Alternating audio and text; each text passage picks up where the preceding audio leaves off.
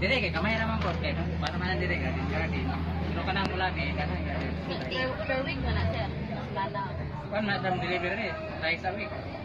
Pag mahurot na kay namay kontak lang biya tawag sa delivery na. Tato pa sa siya kasi malakaduha. Kaya naman po may suki mga restaurant kanang transfer dire na.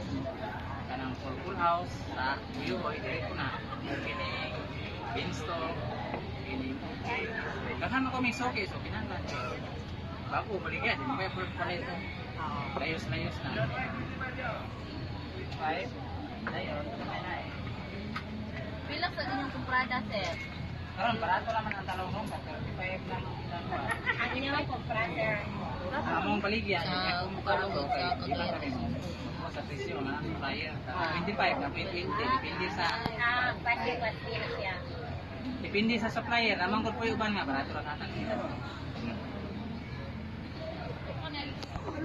Mahal po nilang kumbra, mahal po nilang katagalan naman. Karon kay laksan mo ang gulay ibigan tayo. One second, ang siya paagi siya pagbayad sa supplier sir. Dili siya Gcash kay wala na po Gcash sa kumbra. Apa yung ba na dapat Gcash depende. Ako eh, pag-consignment sir.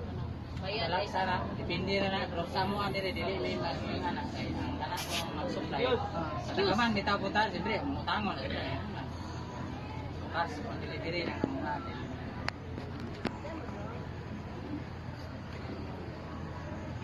Ano yung last na lang sir? Isip isa ka vendor sir, isa man imong ma-recommend sa mga supplier kaya para mas mudaghan ang ilahang vendor. Maranong sila pa. Hindi na punuhang maayo. Timonan po nila ang ilang customer kaya aron mo. Kuha, usap kay dili nimo tarungon na imong customer no.